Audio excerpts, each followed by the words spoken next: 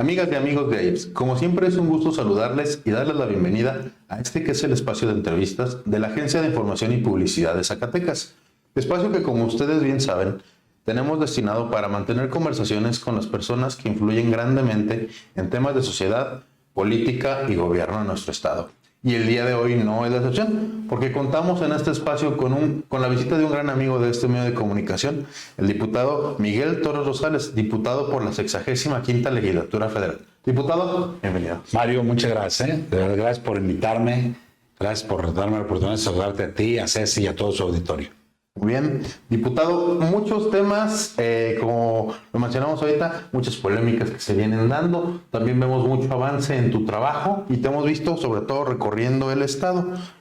Dentro de los temas que están generando mucha polémica, como tú lo mencionas también, están en boga, es el tema de los libros de texto, diputado. ¿Cómo ven ustedes? Hay por ahí quejas de que sí apuntan al comunismo, hay quien inclusive lo menciona como el virus del comunismo, o que simplemente están llenos de errores. ¿Qué nos comentas de esto? Bueno, mira, Mario, de entrada decirte que yo en lo personal, yo no estaría de acuerdo en que a mis hijos los educaran con esos libros de texto. Okay. Sí. Sin meternos al fondo, al contenido de los libros de texto, Ajá. te diría que los simples errores ortográficos, los errores de conceptualización, los errores de ubicación, son suficientes para que esos libros no se entregaran. Digo, sin entrar a debatir el contenido de los mismos. Que esos simples errores hacen que no deban de llegar a los niños. Nosotros fuimos educados con libros de historia donde se nos dijo que Benito Juárez nació un 21 de marzo. Sí, Sí, y estos libros dicen que nació el 18 de marzo. Conocimos un sistema planetario solar muy diferente al que hoy tienen estos libros, ¿sí? Son simples errores de ortografía, pero son una gran cantidad, ¿sí? Sí. Que son errores cronológicos, de concepto y de ubicación. Entonces, para mí con eso sería suficiente para que no circularan. Okay. Pero luego, si te metes a revisar los contenidos, te das cuenta que cuenta una historia de manera parcial, ¿sí? Con la visión del actual gobierno. Okay. Y que no es la mejor para el país, ¿sí? Porque hoy tenemos un gobierno que se ha dedicado a polarizar a la población, a dividir a la población, y que no es correcto que plasmen esa idea en los libros de texto con su visión, porque no es la historia universal del país, ¿sí? Sí. O sea, no es lo que la mayoría de los mexicanos pensamos. Y ahí se debe plasmar lo que ocurrió realmente en la historia con la visión de la mayoría, no de un grupo.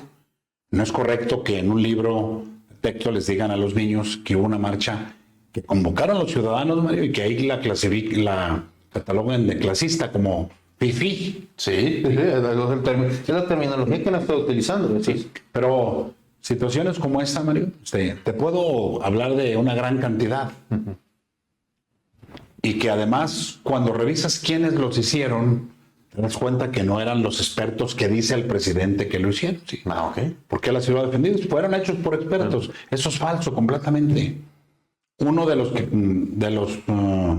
esos supuestos expertos, previo a que lo contrataran para que hiciera este trabajo, trabajaba como telefonista en un centro de atención a clientes. Sí. Esa es su experiencia que tiene previa a ponerse a hacer libros de texto gratuitos para educación. Así es, sí. Otra de ellas, Mario, su experiencia que tiene es en viveros, ¿sí? En sistemas de riego hidropónico. Sí. Es su experiencia, no en la educación, no en libros de texto. Su experiencia es ser tallerista y el enfoque doctrinario que contienen esos libros, Mario, también es entendible de dónde vienen, porque a todo ese equipo lo coordina un exfuncionario del gobierno de Hugo Chávez y de Nicolás Maduro. Entonces, por eso entendemos el enfoque doctrinario, de dónde surge. Sí, ya, encaminado. Totalmente en contra de que con esos libros se eduque a los niños del país. Mi estimado diputado, tú eres maestro, tú estuviste dando clases, entiendo yo. Tú comprendes claramente lo que es tener que estar leyendo con los libros, estoy explicando estos errores y a veces corrigiendo a media clase esta situación. Yo comprendo que esa parte te queda más que claro y no te vienen a comentar, a platicar de cómo va a ser vivir con estos errores y enseñarlos frente al grupo.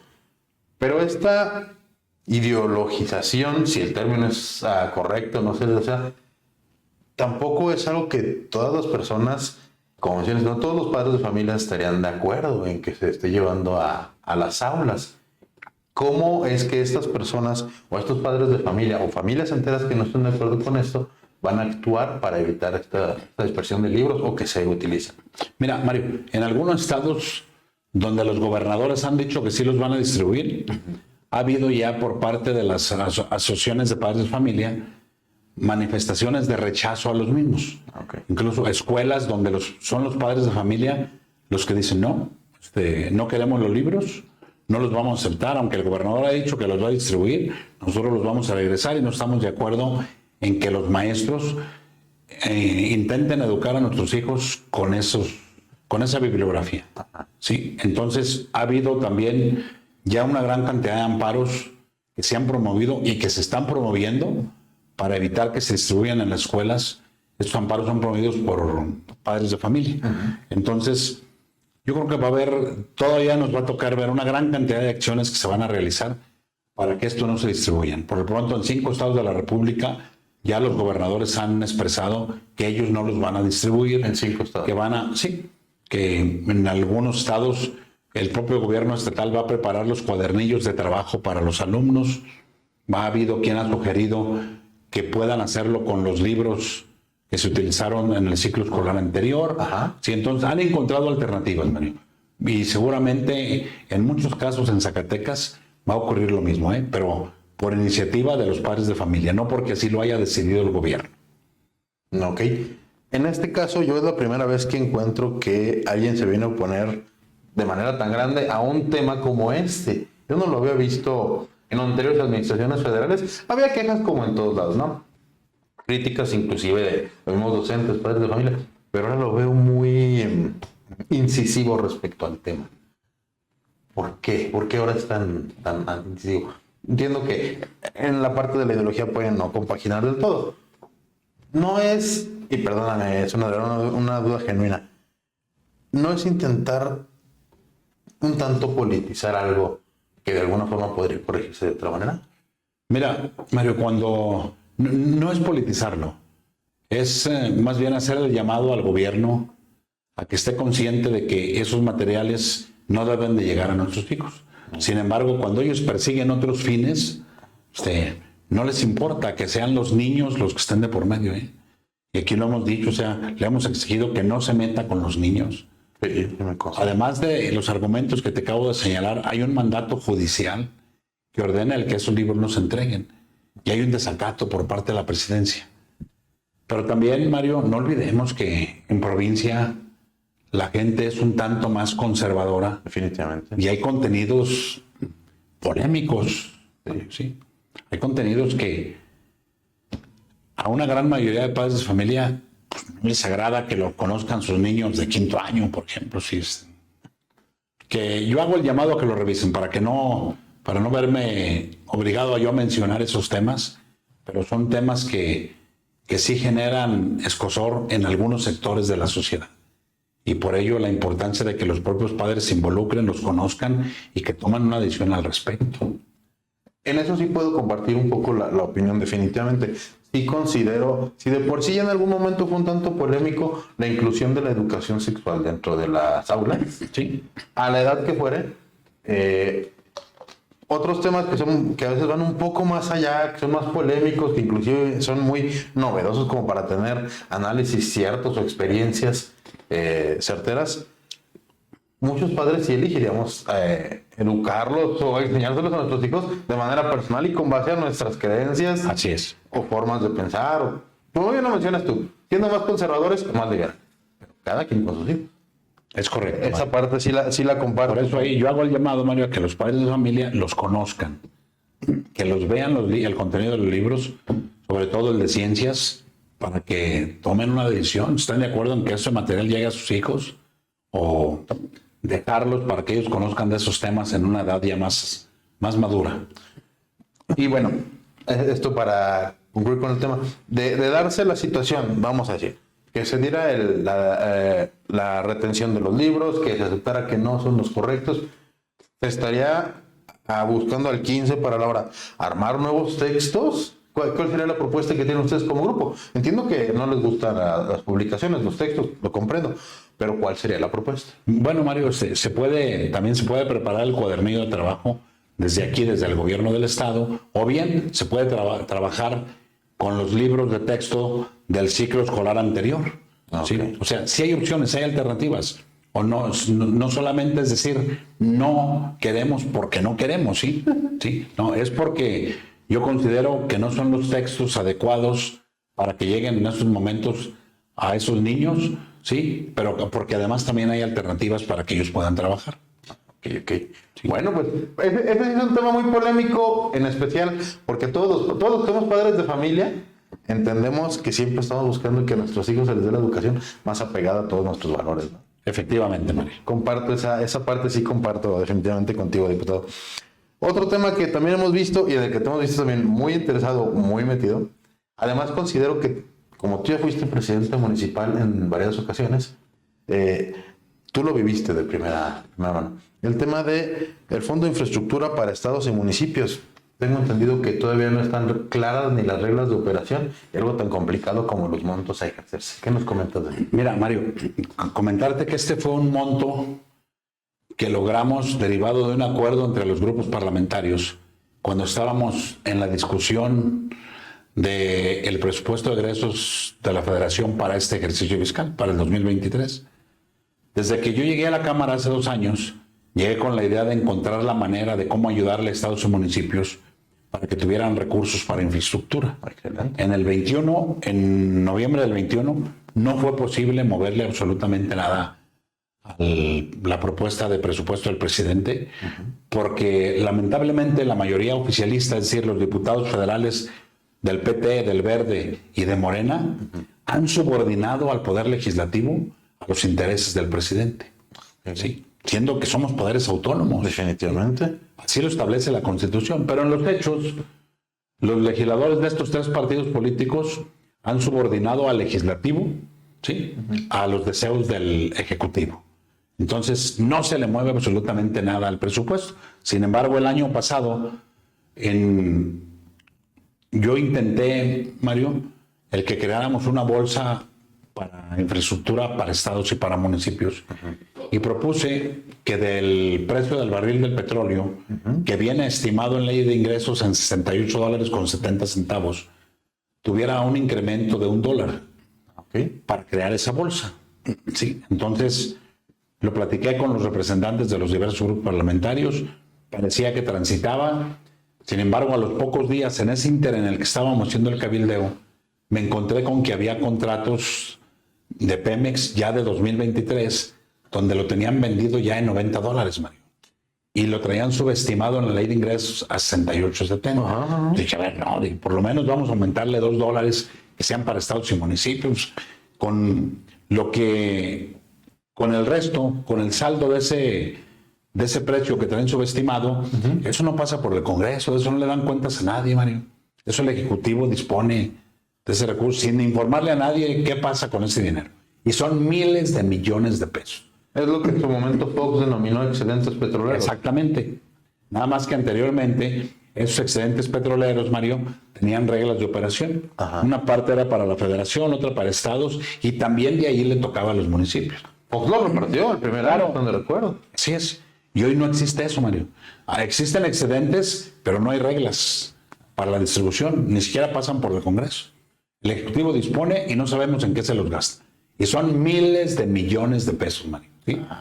Entonces, cuando descubro eso, les exigí que le incrementáramos $2. Sin embargo, a los legisladores oficialistas, Mario, pues no se los permitieron. Dijeron, no, tienen que votarlo como va. ¿Sí? Y ante la insistencia de un servidor, acordamos crear un fondo de infraestructura con los recursos de los subejercicios de los ciclos fiscales anteriores. Ok. Es decir, del 2021, del 20 y del 19, Mario. Hay estados y municipios que no ejercieron su recurso en tiempo y forma y la ley los obliga a regresarlo. Sí. Entonces, con ese dinero que era de estados y municipios y que ahí está, lo que lo tiene la federación, yo pedía que se los regresáramos a los estados y los municipios a través de este fondo de infraestructura. Ok. Y logramos sacar el consenso. Sí, era una bolsa de 70,000 millones de pesos de los 3 ejercicios fiscales. Okay. Sin embargo, ahí estando ya en la plena discusión del dictamen de presupuesto de egresos, ya teniendo esa discusión en el pleno, en el salón de plenos, Ajá. me comenta el presidente de la Comisión de Presupuesto que solamente autorizaron, es decir, a ellos les dijeron, está bien, pero nada más lo del 2021. Eran una bolsa de 12,200 millones de pesos. Dije, bueno, pues de eso y nada, Pues sí, bueno.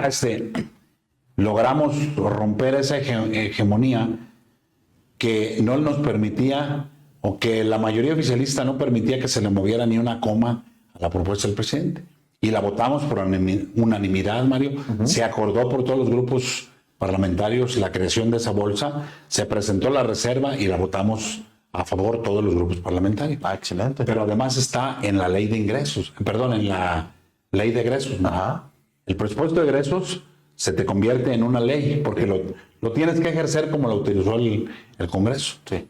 Entonces, por eso yo hacía, en la semana pasada tuvimos reunión de la Comisión de Presupuesto y yo ahí señalaba que cómo es posible que en el mes de agosto, Mario, ¿sí?, no conozcamos las reglas de operación de este fondo, ni tampoco el monto, porque Hacienda no ha señalado el monto preciso y no han dado a conocer las reglas de operación. Y se los dije desde en noviembre que lo aprobamos. Nada más exijamos que en enero se publiquen las reglas de operación. Les dije, no quiero que vaya a pasar lo que ocurrió con el 3x1 en el 2019. Sí.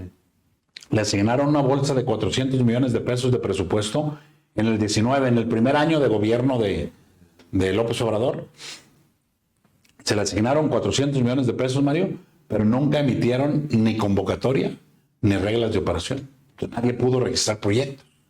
Por eso ahora mi exigencia de que si existe esta bolsa y está en la ley, el presidente y todos estamos obligados a cumplir con la ley. Entonces, por eso mi exigencia de que se publiquen las reglas de operación y que se dé a conocer el monto exacto de este fondo.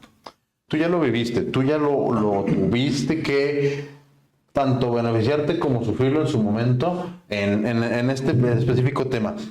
Si te entregaran las reglas de operación hoy o mañana, o no sé, nada más tardar 8 días, ¿te alcanzaría el tiempo a ti en la posición de que tenías como alcalde para la realización de las obras de esto? Porque entiendo que si en enero a veces es complicado, tú lo sabes bien, con un año te atrasan, menos para ahora, creo que tienen fecha el 31 de diciembre, si mal no recuerdo, para la realización de las obras.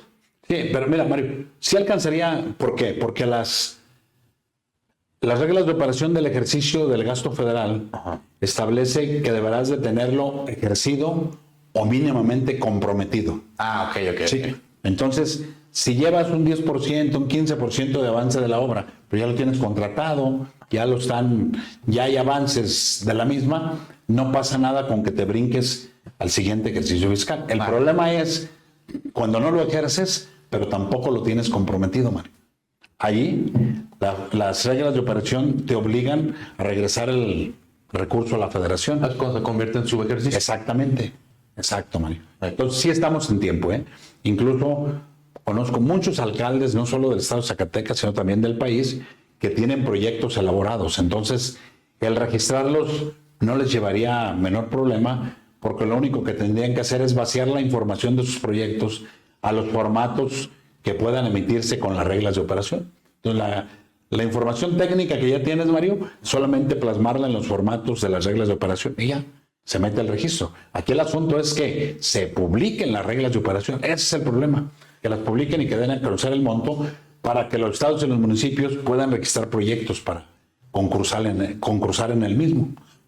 Caemos en la cuenta de que específicamente en este tema pues creo que no deja de ser un significativo avance que los municipios tengan capacidad o tengan la posibilidad de ejercer 12,000 millones de pesos en obras de infraestructura. Eso es un gran avance.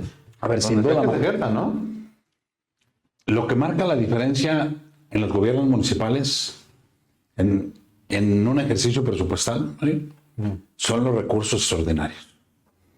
Porque desde que llegó este gobierno, le quitaron a los municipios el fondo minero, Mario, que es con lo que hacían infraestructura. Mucha. Deportiva, carretera, urbana, hidráulica, sanitaria, eléctrica, de salud, educativa. Entonces, quitaron ese fondo, pero también les quitaron el 3x1. Sí. Sí. Les quitaron el ramo 23. Con ese, en el caso de Villanueva, hicimos muchas carreteras con ese fondo, hicimos 5 unidades deportivas, construimos un mercado nuevo, hicimos la regeneración de imagen urbana del centro histórico, entre muchas otras cosas más. Me acuerdo mucho. Entonces, esos recursos extraordinarios son los que marcan la diferencia de un gobierno a otro. Con lo que hoy, con los fondos que hoy le llega a los municipios, solamente les alcanza a la gran mayoría, Mario, no a todos, porque hay municipios que tienen vocación turística. Por ejemplo, te menciono a Playa del Carmen. Sí. ¿Sí? Ellos con sus ingresos propios pueden hacer una buena cantidad de obra pública. Ok. Pero hay impuestos locales que les permiten generar fuertes ingresos. Si tú vas de vacaciones a Playa del Carmen y te hospedas en un hotel de ese municipio, Sí. te cobran impuestos por las descargas de aguas residuales del hotel donde tú te hospedaste. Ok. Cada habitación paga un monto, pero lo paga el turista, tú lo pagas. Sí. Y ese dinero va para el municipio. También cobran un impuesto sobre hospedaje que también va para el municipio. ¿Sí? Entonces, hay varios impuestos que el turista los paga y que eso le genera ingresos extraordinarios al municipio y le permite tener los recursos para hacer obra pública. Sí. Te puedo mencionar varios casos como, por ejemplo, La Paz, Los Cabos. Sí, hay varios con vocación turística. Pero, por ejemplo, municipios como Monterrey, como Guadalajara. O sea, ellos con los impuestos propios pueden tener los fondos suficientes para hacer obra pública. No así los municipios del estado de Zacatecas, No. los del estado de Oaxaca, los de Guerrero, los municipios más pobres que no tienen una vocación turística, ¿sí? Solamente operan con los recursos ordinarios. Y eso solamente les alcanza, Mario, para pagar nóminas y para la prestación de servicios. Porque además también hoy están ahogados en deudas con el IMSS, con la Comisión Federal de Electricidad, con el SAT, ¿sí? Entonces con la Conagua. Es muy complejo la operación en estos momentos de los municipios si no cuentan con recursos ordinarios. Pero desde que llegó este gobierno les quitaron esos fondos, además del de concurrencia para el campo, entre muchos otros más, Mario. Sí. Me queda claro que sabes de lo que estás hablando. Nosotros te vimos en la presidencia en múltiples ocasiones y sabemos que te vimos en apuros muchas veces y además sacando y resolviendo muchos temas de este tipo. Entonces, nos queda claro, sí sabes tú de lo que se está hablando, a diferencia de quien solamente está en el legislativo o solamente lo puede hablar desde el ejecutivo. Eso considero yo que sí es una gran ventaja para ti. Sí. Pues a mí me parece que sí debería en ese sentido ser pues, aprobado, ya publicado las reglas de operación para que este beneficio de 12,000 millones de pesos para los municipios del país pues, se diera para adelante. ¿Verdad? Claro. Ya un proyecto que le llegara a cada municipio, como tú bien lo dices, eso es lo que marca muchas veces la diferencia en los avances Así es, Mario. de cada municipio. Voy a seguir empujándolo, voy a seguir exigiendo y no me voy a callar porque veo que hay compañeros que les incomoda que los tache uno de mentirosos porque ahí se atrevió uno a decir que no es que le hayan quitado los fondos a los municipios, sino que cambiaron los tiempos y el modelo de gestión. Y tuve que exhibirlo ahí como mentiroso en plena reunión. Y afortunadamente pues no tenía argumentos con qué debatirme, no me contestó. Pero voy a seguir empujando el que se publiquen las reglas de operación. Bueno, pues es que también si tú te arriesgas a mentir en frente de quien habla con la verdad, seguramente acabes exhibido y eso no es nada más en un tema político, es la generalidad del cotidiano de nuestra vida, ¿no? Otro tema en el que te hemos visto interesado y metido, el tema de las rampas de emergencia para carreteras. ¿Qué nos comentas de esto? Entiendo que es parte de la chamba que traen ustedes. Por una iniciativa que presenté, Mario, que ya fue votada en la Cámara, de diputados, sí. Nada más ahora en cuanto regresemos, ya fue turnada al Senado. Falta que la voten ahí para que se pueda publicar. Pero fue para que el uso de las rampas de emergencia en las carreteras de cuota del país sea de manera gratuita. Porque tiene un costo. Cuando tú usas una rampa de estas, te sale carito usarla, ¿no? Un costo altísimo, ¿eh, Mario? ¿En cuánto están? Me comentaron varios transportistas que el gasto oscilaba entre los 120 y los 180 mil pesos. Entonces, y es un gasto que no les cubre el seguro. Porque le digo, a ver, ¿cómo es posible que haya ocurrido un accidente en la caseta de la autopista a Cuernavaca? Sí. Si 4 kilómetros antes hay una rampa de emergencia y el tráiler se quedó sin frenos. Y me decía uno de los transportistas, dice, es que ese gasto no nos lo cubren los seguros y el siniestro sí. Entonces el dueño del tráiler le dice al chofer, mejor chócalo o voltealo que usar la rampa. Porque si lo chocas o lo volteas, me lo cubre el seguro. Sí. Y si te vas a la rampa, yo tengo que sacar ese dinero de mi bolsa. Entonces fíjate la cantidad de accidentes que se provocan, Mario, porque prefieren buscar la cobertura del siniestro con la aseguradora que pagar ese monto de la rampa de emergencia. Entonces, con la iniciativa que yo presento, ahora queda la obligación para todos los concesionarios de carreteras, a que ellos están obligados a reparar las rampas que son utilizadas en este tipo de emergencias. Ok. Sí, entonces, es una iniciativa que ya está aprobada, Mario, en la Cámara de Diputados, ya la votamos por unanimidad, una iniciativa de un servidor. Y hay otras que también ya fueron votadas. Estoy preparando otras, Mario. Voy a presentar en la primera semana de septiembre, ahora que inicie el periodo, una iniciativa para reformar la Ley Federal de Telecomunicaciones, específicamente. ¿En qué sentido? Para obligar a las compañías de telefonía celular a que todo aquel servicio que te cobren, te lo acrediten que tú lo utilizaste. Me pasó recientemente, Mario, cuando ya había recibido comentarios de muchos amigos que les ocurría lo mismo, pero ahora yo pude constatarlo porque en un solo día me quitan de mis datos 15 gigas de datos. Sí. Cuando normalmente, Mario, yo he usado, mi consumo ha sido entre 7 y 9. Sin embargo, me ofrecieron un paquete que tiene 30 gigas, Mario. Es un paquete con... Sí, de sobra. Está sobrado. Está con excedente, sí, de acuerdo a mi consumo. Y de repente un día resulta que en un solo día consumí 15 gigas. Imagínate lo que eso significa, Mario. Debí haber estado conectado las 24 horas, ¿sí? Haciendo descargas, haciendo transferencias de datos. Mira, diputada, en términos de transmisión de streamings en vivo, yo te lo puedo decir, 1 hora en promedio se lleva, cuando mucho, 1,5 gigas. Estarías hablando de que estuviste por lo menos que 7, 8 horas ahí transmitiendo en vivo algún evento, algún tema que sea. Sí. Es exagerado, ¿no? Claro, pero además no fue en 24 horas, Mario. Fue en 1 hora y media. Entonces, tomé la captura en el momento que de repente sentí caliente mi teléfono. Y dije, ¿qué está pasando? Entonces me meto y dije, me van a robar mis datos. Ya me había pasado, ya me lo habían comentado otras personas que eso les pasa. Que de repente su teléfono se pone caliente y ya más tarde les avisan, sus datos se han consumido. Sí, pero conmigo pasó algo muy particular. El día que me quitan los datos, Mario, coincidentemente es el 10 de mayo. Es un día que me pasé todo el día en mi casa, que es la casa de ustedes y de quien nos está viendo.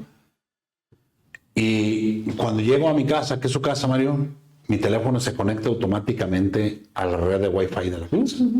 No puede ser que estando yo conectado a mi red del local, aquí en la casa, esté consumiendo datos y me digas que ese día consumí 15. Total que me notifican las pocas horas que mis datos han sido consumidos y seguí utilizando el teléfono porque lo necesito. Pero me llegó el cobro de una factura de 6,700 y tantos pesos en ese mes. Entonces, afortunadamente, tomé capturas de cuánto tenía a las 10 de la mañana y a las 11:30, como ya 15 gigas se habían esfumado. Y me acaba de pasar recientemente, me lo acaban de volver a hacer. Y me fui a Telcel de inmediato y ahí en Telcel estuve mostrando, aquí está mi teléfono, revísalo, dime dónde están consumiendo los datos y ve cómo me los están quitando. Entonces, en presencia de personal de Telcel, les demostré que me estaban robando mis datos, con todas las aplicaciones cerradas, Mario, y aquello iba bajando, iba desapareciendo. Entonces le dije, dime en qué están consumiendo. Y ya me dijo, no, es que no le puedo decir porque hasta que cierre su corte. Su corte es el día 23 del mes, entonces a partir del 24 le puedo decir. Le dije, muy bien, entonces métete y búscame la factura de mayo, porque ahí tienes el reporte que yo hice en mayo. Entonces ahora sí demuéstrame en el mes de mayo en qué me los gasté. Y no quería, Mario, no es que no puedo acceder al sistema porque no está mi supervisor, porque no está mi jefe. Entonces venga otro día. Le dije, no, le dije, me lo vas a dar. Si yo vine a hacer el reporte contigo. Por supuesto. Finalmente lo imprimió y la factura solamente dice consumo de datos. No te dice en qué te los consumiste. Entonces tienes que pagarles, Mario, porque ellos te dicen, ¿eh? Sí, sí. O sea, no te acreditan en qué hiciste el consumo. Y mi iniciativa va encaminada precisamente a esto, o sea, que cualquier usuario de telefonía móvil que exija una aclaración sobre sus consumos, la compañía está obligada a entregársela. ¿Sí? Eso debería ser. Así debería ser. Sí. La compañía está obligada a entregársela. Y si no lo hace la compañía, también, en un plazo máximo de 48 horas, está obligada a regresarle el dinero que le hayan cobrado al cliente. Si no le acreditan en qué los consumió. Porque también ya tienen esa mala costumbre, ¿eh? Sobre todo en esta compañía, en Telcel. Cuando metieron el servicio de buzón de voz, Ajá. seguramente lo recordarás, Mario, que de repente, pum, pum, pum, que ya todos teníamos buzón de voz. Sí, de un día para otro. Pero muchos usuarios, su teléfono estaba programado para que si no estaba conectado el teléfono o si no estaba encendido y tú le llamabas a una persona, Mario, te mandaba directamente al buzón de voz. Decía, tu llamada será transferida al buzón y se cobrará como llamada A partir del realizada tono. a partir del tono. Sí. Sí. Entonces, con eso, acuérdate que antes te cobraban también las llamadas. Sí, sí, sí. ¿Sí? Cuando no debía de hacerlo. Entonces, cuando implementaron lo del buzón, fue con cargo para el usuario. Te lo cobraban a ti. Y en un solo día la compañía generó ingresos por más de 200 millones de pesos. Entonces, hubo quejas de inmediato. La Profeco interviene y le puso una multa de 15 millones de pesos a Telcel. Pero por un ingreso de 200. Mañana lo vuelvo a hacer y me siguen sobrando 185 millones para pagar y se van a perder. Exacto. Hasta que le mandataron de manera judicial a Telcel que si quería dar el servicio de buzón tenía que ser de manera gratuita. Que no podía cobrarle al usuario algo que no le contrató. Entonces ya hay antecedentes en este sentido. Y por eso yo quiero regularlos, Mario. No es posible que siendo una compañía que pertenece a uno de los hombres más ricos del mundo, Sí. o sea, abusen así de la gente, que estén robando de esa manera. Además es una concesión, no es como que producto de algo que ellos crearon. Así es, sí. Así es. Entonces, voy sobre ellos, la presento en septiembre y estoy seguro que de ahí va a haber muchos beneficiarios de esta iniciativa que yo voy a presentar. No, y es que definitivamente yo, de los usuarios de la compañía que mencionas, de Telcel, yo no conozco a ninguno que no tenga quejas al respecto. Cabe destacar, nadie nunca va a estar conforme al 100% con su servicio telefónico, pero definitivamente todos hemos en algún momento sido víctimas de lo que hemos considerado un abuso de parte de ellos. Entonces, pues, eso creo que sí es necesario que ustedes reglamenten eso y hace mucha falta. Y creo que todos los ciudadanos o los usuarios te lo vamos a agradecer mucho. No, muchas gracias, Mario. De verdad que sí va a ser así. Otro tema que estábamos viendo, que el tema de la ley de asociaciones ganaderas, ¿en qué va? ¿De qué se trata? ¿Por qué regularlas o en qué sentido? Presenté una iniciativa, Mario, para reformar la ley de acciones ganaderas, pero fue inicialmente solamente en el mecanismo de elección de los dirigentes. Ah, excelente. Sí. Pero luego, al estarla revisando, encontré varias irregularidades. Te puedo decir ¿Qué te encontraste? que las elecciones en las asociaciones ganaderas son las más antidemocráticas que pueden existir aquí en nuestro país. Sí. Entonces, además de regular el sistema el mecanismo de votación, también le hizo una adición para regular el número de periodos en que pueda gobernar un dirigente. Tenemos dirigentes que tienen 7, 8 periodos. Con cargos vitalicios. Claro, Prácticamente son vitalicios, ¿eh? Sí. Porque ellos eligen a sus votantes.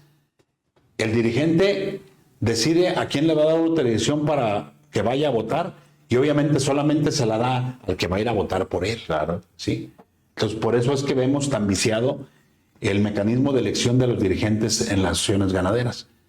Te lo debo decir, Mario, he encontrado resistencias, ¿eh? Sí, como no, me imagino, Hay hombre. resistencias porque hay legisladores que tienen que ver con el sector, Por supuesto. y que se han beneficiado de estos mecanismos. Sin embargo, tenemos que democratizarlas, ¿sí? Y también el adendum que le hice a mi iniciativa, para que se incluyera en la primera que presenté, se va a someter a consideración del Pleno también en el mes de septiembre, Mario. Ah, excelente. Sí, sí, entonces... Híjole, ese sí va a estar, digo, el de telefonía es bueno, pero ese va a estar bien polémico y a nivel nacional, ¿eh? Sí, ha generado ahí, te he encontrado resistencias, al igual que la iniciativa que presenté para regular los costos de los hospitales privados, Mario, también me he encontrado con resistencias, como que ahí hay muchos intereses, pero sigo empujándolo.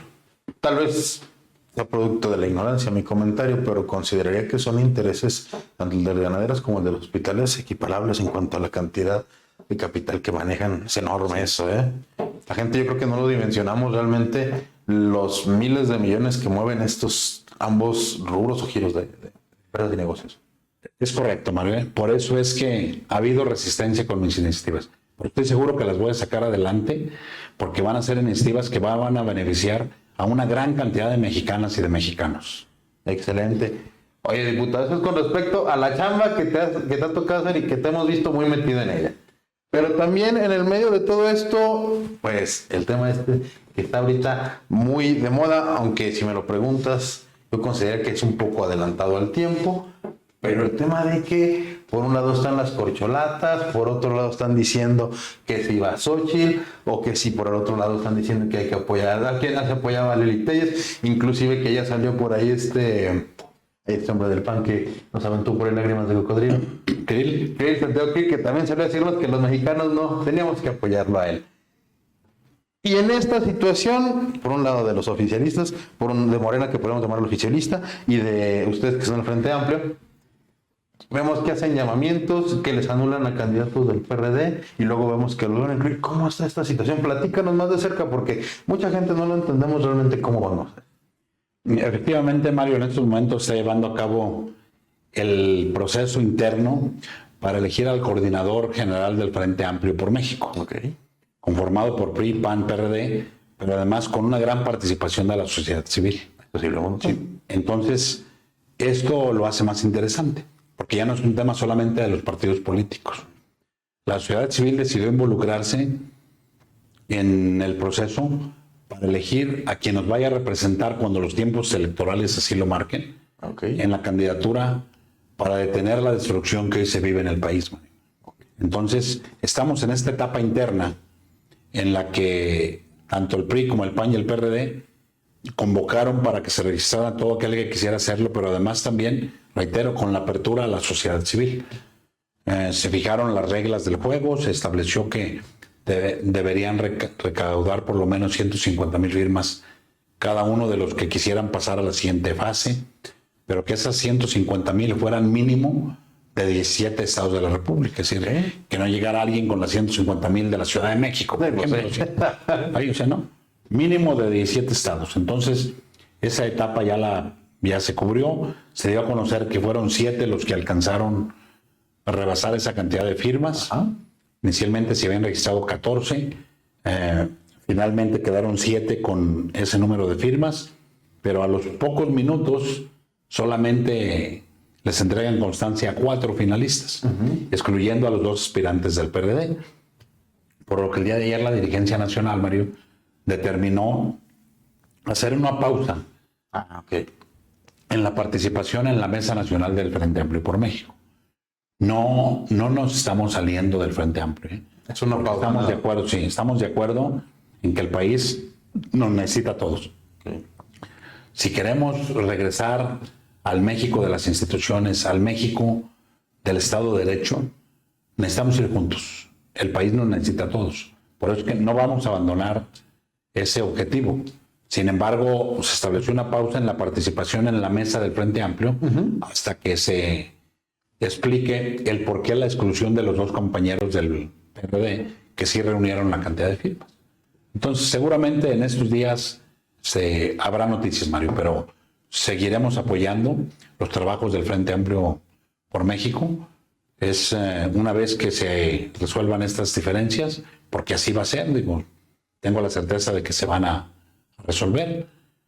Son circunstancias salvables, Mario, y yo creo que pronto se reanudarán los trabajos con la inclusión del PRD. Visto desde el lado que yo te mencionaba, consideraría yo que la militancia estaría en su derecho de exigir ese respeto. Te lo mencionaba, darle a la militancia su respeto. No le puedes desacreditar los dos candidatos del PRD de buenas a primeras, sobre todo porque no olvidemos que hace menos de 12, cuando mucho 18 años, el PRD estuvo a un paso de obtener la presidencia de la República. Entonces, perdóname, pero no puedes tampoco respetar de esta manera. Ya no ustedes, imagino urgido al PRI, al PAN, a decirle, señores, respetito para este lado porque somos tres del mismo equipo. ¿Cómo van con ustedes con eso? Yo considero, Mario, que va a haber la explicación, ¿eh? Ajá. Yo lo considero así. Sí estoy de acuerdo con tu visión de que no me puedes excluir nada más porque alguien decidió excluirme, cuando a minutos previos acababas de decir, tú, comité organizador, acababas de decir que Silvano reunió 288,000 firmas y que Mancera reunió 195,000. Es decir, superaron el umbral del mínimo que se había establecido, que era de 150,000. Si hubo algunas irregularidades, yo creo que hay que explicárselas. Y todo es entendible, sí. Claro, yo claro. creo que ahí, reitero, son tal vez en este momento diferencias que son salvables, Manuel. Pero además estamos de acuerdo que es el procedimiento en el que todo el mundo se está acomodando. O sea, parte de lo mismo. Precisamente porque decía, que también, señores, acá también tenemos fuerza, pienso yo, ¿no? Sería lo que yo pensaría, pues. Y eso de esa manera. Y bueno, de ser así, de que vamos a ir en el escenario como lo estaban mencionando y como lo han reportado algunos grandes medios de comunicación, que Xóchitl es la nueva candidata que viene a corregir el rumbo no candidata todavía, la persona que pudiera llegar a corregir el rumbo del país. ¿Va el PRD de lleno con ellos? ¿Cómo están ustedes? Sí, claro, con quien salga electo de este proceso interno, sí ha tenido Xóchitl una gran aceptación en todo el país. Se dio un fenómeno con ella que da luz a todos aquellos que creían que el 24 ya estaba perdido, sí, porque ha quedado demostrado que no es así. Sí, sí. La incursión de Xóchitl en la escena política nacional incluso le ha arrebatado la narrativa al propio presidente, le ha arrebatado la agenda. Y bueno, pues de resultar ella electa en este proceso interno, indudablemente que vamos a meternos a trabajar, a acompañar ese esfuerzo para que ella sea la próxima presidenta o a quien resulte electo, Mario? Ok.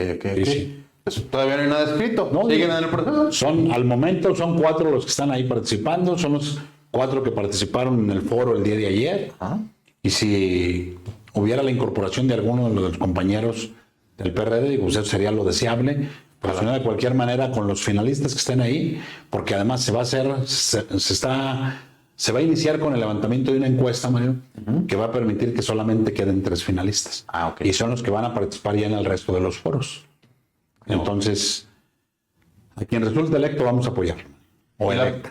Y ya aterrizándolo aquí en lo local, la participación de los periodistas zacatecanos, ¿cómo anda? ¿Cómo los ves tú? Bien. ¿Animados? Bien, Mario, con mucho entusiasmo, con gran ánimo, mucha gente que se fue a apoyar un proyecto de transformación del país, se sintieron engañados y hoy están dispuestos a regresar al PRD. Hemos visto a mucha gente, al igual aquí en Zacatecas hubo quienes se fueron con nosotros a apoyar al gobernador actual, pero también hay una total decepción sobre el ejercicio de gobierno y esto ha permitido que volteen a vernos nuevamente. Mucha gente va a regresar a su partido, mucha gente dice que van a regresar a casa, Mario. Y el próximo año tú lo vas a ver, el PRD va a ser protagonista importante en el proceso electoral en Zacatecas. Y precisamente hablando de las decepciones o de los logros o contentos para con el actual gobierno, que está a punto de cumplir su segundo año de administración, del gobernador David Monreal, ¿qué opinión te merece a ti? ¿Tú cómo crees que va? Tú ya te tocó gobernar en Villanueva, pero entiendes lo que es que la señora el señor y la gente llegue y te reclame y también te lo agradezcan. Y entiendo yo que pues que tú ya tuviste tus temas de gobierno, lo sabes bien. ¿Qué opinión te merece este gobierno? ¿Cómo va a 2 años de haber iniciado? Yo creo que vamos mal. Ajá. Vamos mal. Desde la llegada de este gobierno se incrementaron los niveles de violencia en el Estado. Aunque ellos tengan otros datos, ¿eh? Sí. Aunque ellos digan que han disminuido las tasas de homicidio, sale y coméntaselo a la gente para que vean lo que opina la gente en la calle. Vimos al hermano del gobernador, al alcalde de Fresnillo, haciéndole un reclamo al INEGI por los datos que da a conocer. Sí, lo vi. Sí. Y que, digo, es lamentable que ocurran este tipo de cosas, porque finalmente, si tú sales a la calle y se lo preguntas, la gente te lo dice. Perciben que Zacatecas es inseguro. Perciben que en Zacatecas la vida nuestra está en peligro en cualquiera de las carreteras que tú andes circulando. Platícalo con la gente, no es necesario que me lo creas a mí. No. ¿Sí? Es la percepción que tiene la ciudadanía. Entonces, ahí hay mucho por hacer. Pero además también, en materia de infraestructura carretera, por ejemplo, vemos destrozadas las carreteras del Estado y no hay recursos en el presupuesto de egresos de la Federación destinados para este rubro, para el Estado de Zacatecas. Entonces, ¿qué van a hacer? ¿Por qué? Porque no han ido a la gestión. ¿Sí? No han estado de manera oportuna buscando que el Estado tenga más recursos para atender estas demandas. Y cuando eso ocurre, Mario, pues no le vas a dar resultados a la ciudadanía.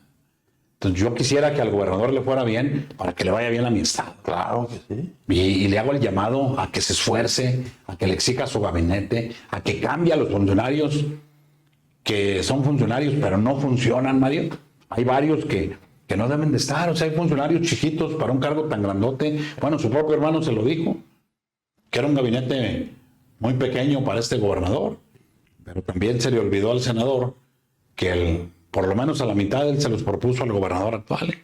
Entonces ese gabinete chiquito fue propuesto por él mismo, por quien lo calificó como gabinete chiquito. Y un gabinete chiquito, pues hace también chiquito al gobernador. Entonces ojalá y que recapacite. Estamos a tiempo. Apenas va a cumplir 2 años y le faltan 4. Hay mucho por hacer en Zacatecas. ¿Y tú cómo has visto el desempeño en este caso de alguien que también influye grandemente, de la delegada de programas, Verónica Díaz? ¿Cómo has visto tú el desempeño aquí en Zacatecas? Mira, Mario, ahí sí yo no tengo opinión al respecto. Porque, te lo digo por qué, Mario. Ajá. No he seguido de cerca su trabajo. Más bien, ella es una representante del gobierno federal. Si me pides mi evaluación hacia el gobierno federal, te puedo decir que es un desastre el gobierno federal. Ajá. Es un desastre en salud. Es un desastre en economía. Con todo y que hoy presuman que disminuyeron los niveles de pobreza en el país, sí, nada más que dejaron sin servicios de salud a 50 millones de mexicanas y mexicanos. Entonces, aquel señor que le da su pensión, que recibe sus, creo que son 1,800 pesos por mes, sí, se los echa a la bolsa, pero se enferma, y a la hora que va a comprar los medicamentos, ni siquiera alcanza a pagarlas con eso, porque le quitaron el sistema de salud. Sí. Si nos metemos a revisar en materia de educación cómo estamos mal, digo, independientemente del tema de los libros de texto que ya mencionamos.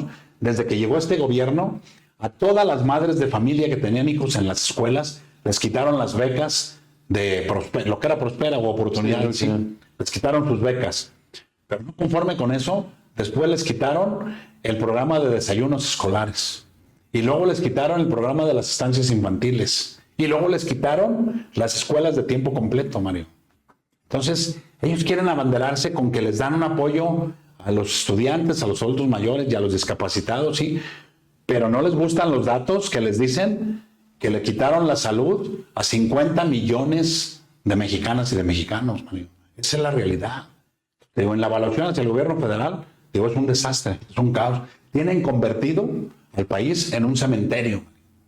Son datos que no les gustan, pero esa es la realidad. ¿Sí? Entonces, digo, ahí mi evaluación sería para el gobierno federal. La generalidad del gobierno federal, entiendo yo.